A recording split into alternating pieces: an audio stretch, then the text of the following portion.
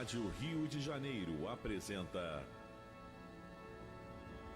Memórias de um Suicida. Estudo da obra de Ivone do Amaral Pereira. Viver é a única opção. Valorize a vida. Apresentação: Berenice Lima.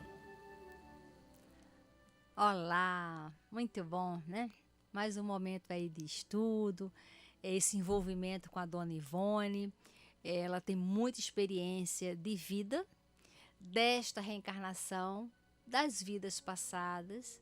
Ela tem muita experiência na mediunidade e esse estudo, né, que nós estamos fazendo sobre ela e com ela é para a gente entender melhor o Memórias de um Suicida quando nós formos estudar. Porque nós precisamos saber sobre essa médium extraordinária no sentido da seriedade, porque ela é uma referência como médium e uma referência como espírito nesse tema. Então nós estamos estudando esse livro À Luz do Consolador, para depois entrarmos no livro Memórias de um Suicida. E esse livro foi escrito pela dona Ivone e ela traz as experiências dela, né? Então, ela escreveu falando de muitas experiências e essas experiências nos ajudam muito. E nós estamos no capítulo que ela deu o título do Melhor Remédio. Então ela fala aqui de pessoas que escrevem cartas para ela, fazendo as perguntas, né? Quem é meu mentor? Por que eu estou sofrendo? Isso nós esmiuçamos bastante no programa passado. Agora, dando continuidade, ela fala, né, que o mesmo acontece com algumas das visitas que temos tido a honra de receber. Frequentemente também somos visitados por videntes, né? São os médiuns que veem. E eles veem, sentados ao nosso lado, também em visita, eles veem Leon Denis, Gabriel Delane, Bezerra de Menezes, Emmanuel, André Luiz, espíritos hindus, Frederic Chopin e até Francisco de Assis, Santa Teresinha, Sócrates e Platão. Como se o paraíso celeste se houvesse transferido para a nossa residência. Jamais, porém, os nossos videntes, né, observam o sofredor em lágrimas, requisitando o socorro do nosso amor. Jamais viram um irmão impenitente necessitado de auxílio para se encaminhar à reforma necessária de si mesmo e consequente progresso espiritual. Mas o prodígio não cessa aqui, e será bom que os possíveis leitores desta crônica sejam informados de tudo, a fim de, por sua vez, não se verem colhidos de surpresa por visitas semelhantes. É bem interessante porque nos dá um certo status, né? E nós, encarnados, nós temos a referência do status, das hierarquias, do sucesso, do glamour.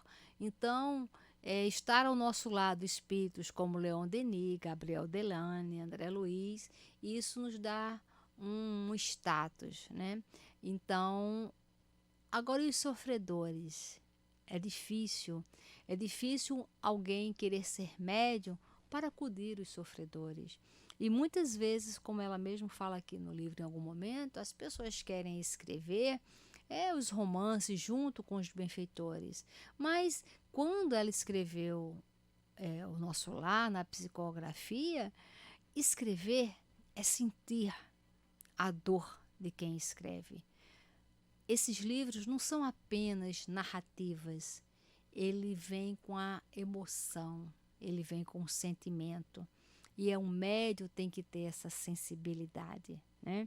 Então, os videntes que apenas veem esses espíritos de renomes, né?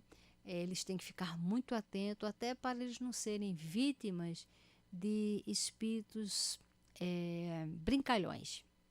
E ela continua: não raro, pois, visitam-nos ilustres soberanos do pretérito e respectivas famílias, porém reencarnados, até que há cerca de 2 anos tivemos a glória da visita reencarnada de Nero, o conhecido imperador de Roma, falecido no ano 68 da nossa era, de sua esposa Popeia, de sua mãe Agripina e, meio deslocado no grupo, apesar de agora ser irmão carnal de Nero, o célebre Inácio de Loyola, geral dos jesuítas, desta vez transformado em mulher, bela, morena, simpática e risonha.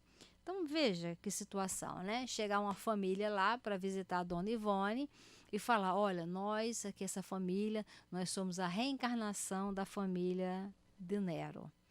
Porque muitos se apegam a esses nomes ilustres e às vezes querem se sentir a reencarnação daquelas pessoas.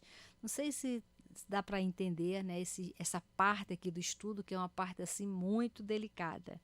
E aí ela fala, diante de tal volume de desconhecimento doutrinário espírita, cumpre-nos ter paciência para o esclarecimento necessário, o que nem sempre agrada aos visitantes, os quais preferem sempre ver confirmados os seus sofismas e mistificações por outros sofismas e mistificações, mas jamais querem ouvir a expressão da verdade, que os protegeria contra o ridículo a que se entregam, com o agravante de comprometerem o critério da doutrina espírita ao propalarem entre leigos as errôneas revelações porque se deixaram iludir.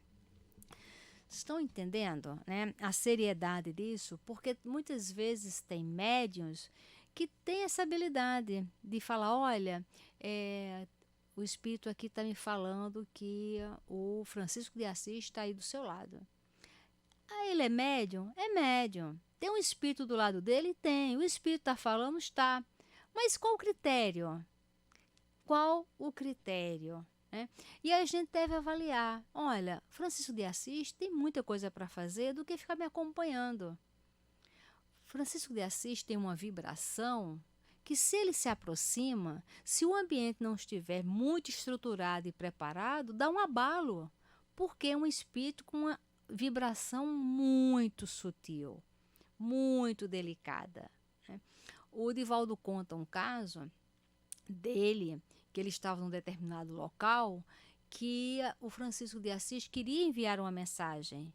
Então, Francisco de Assis enviou a mensagem para um espírito que estava sendo um médium entre o Divaldo e Francisco de Assis.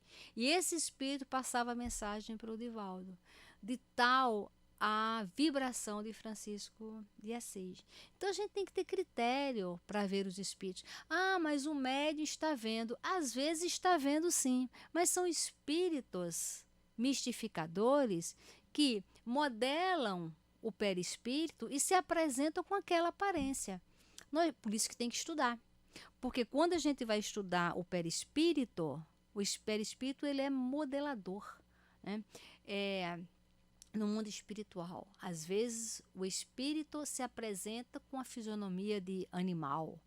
Por isso que alguns médiuns que veem espíritos com a aparência de animal falam que vai reencarnar como animal. Ele não tem o raciocínio, o conhecimento do perispírito, que naquela hora que o espírito, no mundo espiritual, se apresenta com o rosto, né, com a cara de um animal, ele está modelando, ele está projetando. Nós, encarnados, quando a gente está numa confusão, alguma coisa, que a gente vai narrar para alguém uma briga, e a gente fala, olha, fez uma discussão e tal, e olha, eu virei bicho, sabe, parti para cima da pessoa com vontade de esganar a pessoa, eu virei um bicho. Só na nossa narrativa, as nossas feições físicas mudam. Elas mudam completamente. A gente imprime ali aquela situação animalesca, de raiva, de vingança, de bote, de esganar. Agora imagina sem o corpo físico, com a sensibilidade do perispírito, com a força impregnada, né, do espírito, da mente. Ora, faz o quê? Aquela aparência. E os médiuns que olham aquilo, não estudam, não sabem sobre o que é perispírito, eles falam o quê? Olha, o fulaninho vai reencarnar como um leão. Vai, porque eu vi que ele tá no mundo espiritual, ele é um leão, né? E não é nada disso. Então, por isso que o estudo nos dá essa segurança. E eu conheço, né, tantas pessoas que se dizem ter sido determinada rainha, mas muitas pessoas hoje reencarnadas, né? Então por aí você vê essa dificuldade. Pessoas que se dizem que é a reencarnação de pesquisadores famosos, porque isso dá um certo status, né? Mas a pessoa não raciocina. Então nós precisamos estudar para entender. Uma vez nós participamos de um estudo do Evangelho, era um culto, né, pequeno, tinha poucas pessoas e tinha um médium vidente, e nesse dia ele falou que quando nós estávamos indo para o estudo, quem estava no nosso carro era Santo Agostinho. E aquilo ali, quando falou na frente de todo mundo, eu falei, olha, Santo Agostinho, ele tem muita coisa para fazer. Ele é um espírito numa categoria que não se perde tempo, né? E não cabia ali o Santo Agostinho, porque ele tem trabalhos ligados à humanidade grandiosíssimo. Agora, isso que a Ivone fala, né? Nunca vê, olha, tem um sofredor que está ao seu lado, porque está identificando que seus estudos fortalecem ele, que as suas preces fortalecem, está sentindo gratidão, né? Então, nós precisamos saber ouvir as informações, por isso que estudar esse livrinho aqui nos dá competência para nós avaliarmos a mediunidade, os médiuns, as falas, para a gente decidir como nós vamos conduzir a nossa credulidade no meio espírita, no meio espiritualista, né? E aí ela fala: cumpre de uma vez para sempre o bom combate a esse estado mórbido dos aprendizes de espiritismo. E o melhor remédio para sanar tal estado de coisas é o aprendiz se dedicar ao estudo criterioso do espiritismo, estudando com dedicação e boa vontade as obras espíritas em geral, maxime as básicas, ele se informará de que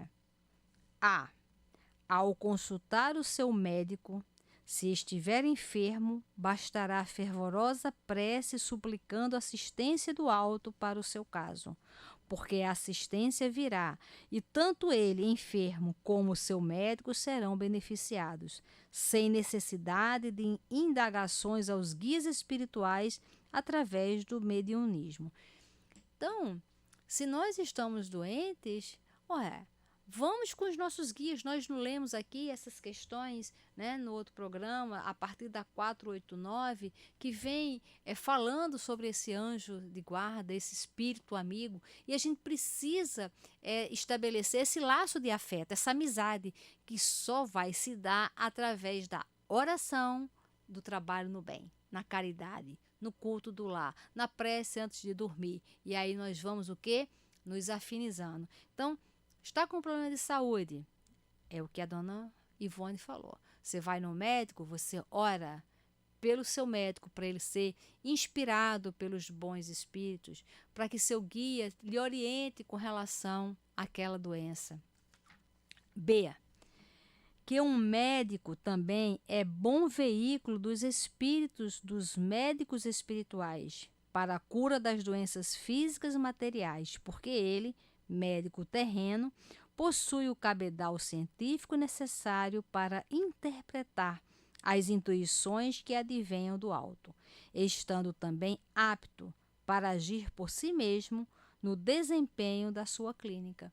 Confiança em Deus, mesmo não seja espírita, mas confiança em Deus.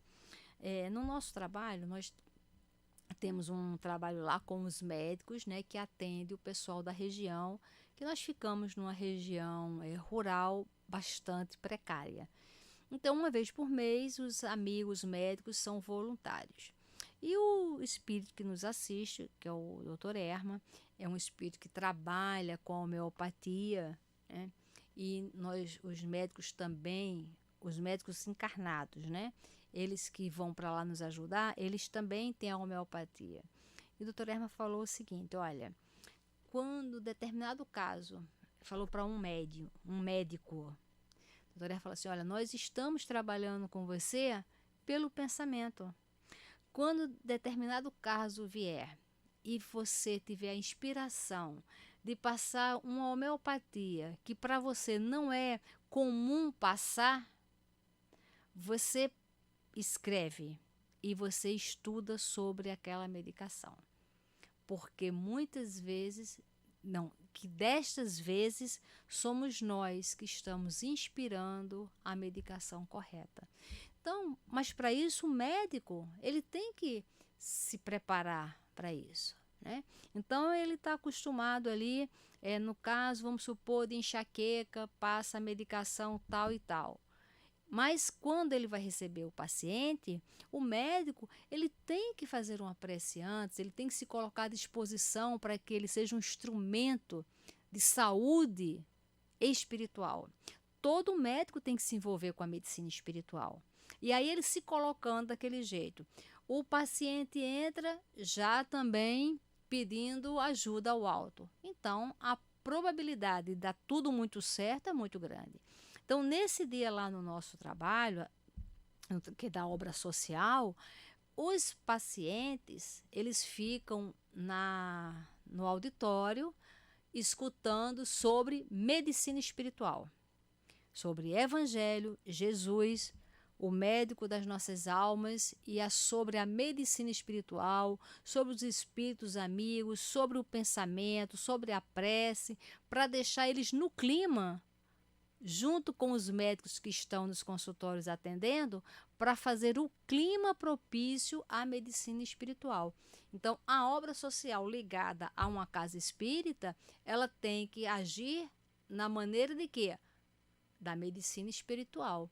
A nossa obra de assistência social é assistência social ligada ao ambiente espiritual, que é o mesmo que está escrito no livro Paulo e Estevão, quando ele aborda e explica como funcionava a Casa do Caminho. Então veja que nós temos muitas informações importantes e sérias para fazermos o trabalho ser eficiente, né?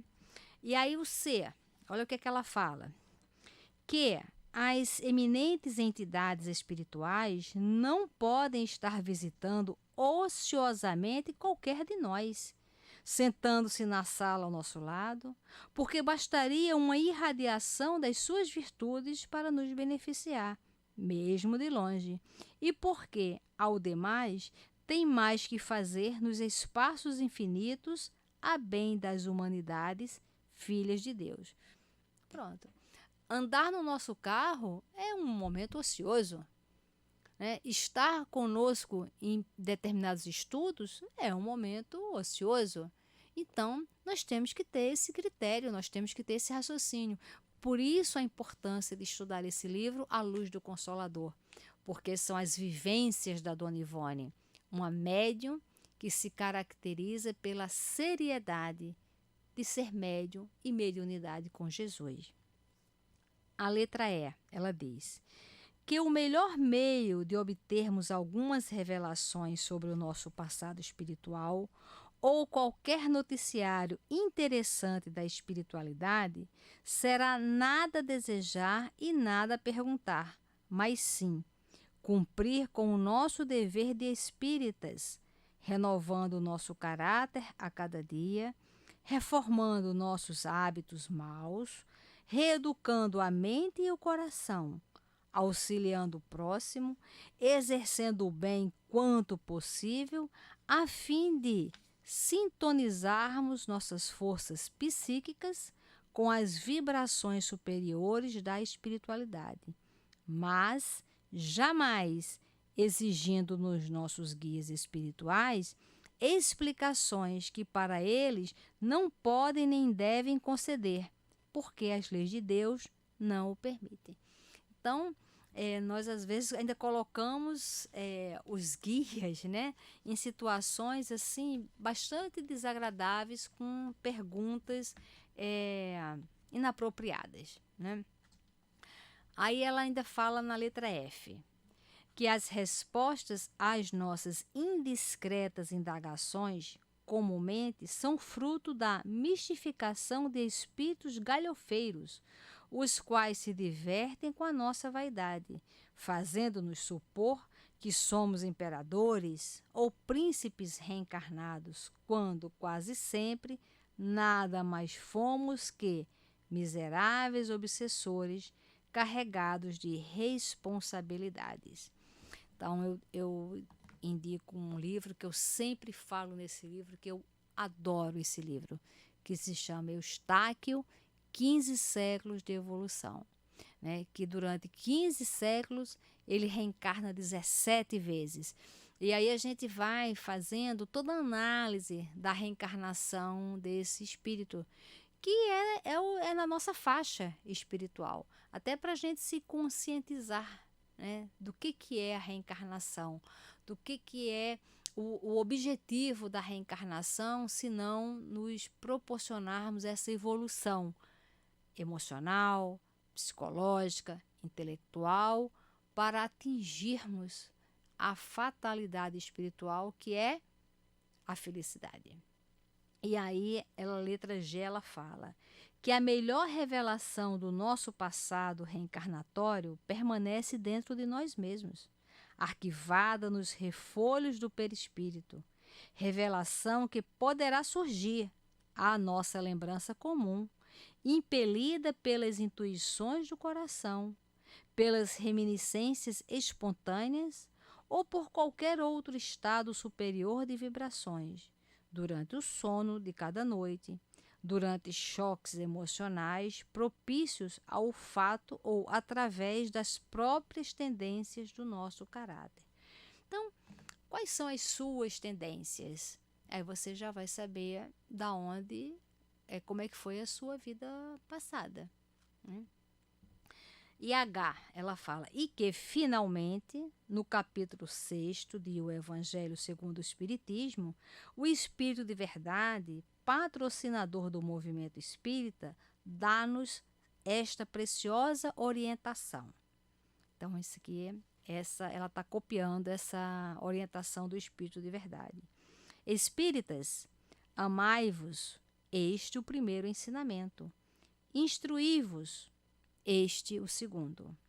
Estudemos, pois, a reveladora doutrina dos Espíritos, porque será impossível praticá-la fielmente sem conhecer as suas bases, e amemos com aquele sentimento superior, recomendado pelo Evangelho, porque o resto, ou seja, tudo mais que nos seja proveitoso, virá até nós espontaneamente, por acréscimo de misericórdia, sem necessidade de indagações impertinentes aos nossos respeitáveis guias e sem o ridículo das suposições que só a ignorância dos princípios doutrinários alimenta em nossas descabidas preocupações. Então, veja que estudar a doutrina espírita é libertador, para não sermos vítimas de nós mesmos, da nossa vaidade, do nosso orgulho de querer trazer títulos inexistentes ou que existiu, mas se existiu, falimos, né? E se forem inexistentes, também não serviu para nada. Mas estudar a doutrina espírita é termos o alimento para, nesta reencarnação, plantarmos, fazermos um programa de evolução de hoje em diante, para colhermos nesta vida e na próxima reencarnação. A nossa visão reencarnatória, ela tem que ter uma base sólida para que a gente tenha um objetivo concreto de realizar a semeadura agora para uma boa colheita. Então, que a gente se fortaleça sempre com o Evangelho. E muita paz. A Rádio Rio de Janeiro apresentou Memórias de um Suicida, estudo da obra de Ivone do Amaral Pereira. Viver é a única opção. Valorize a vida.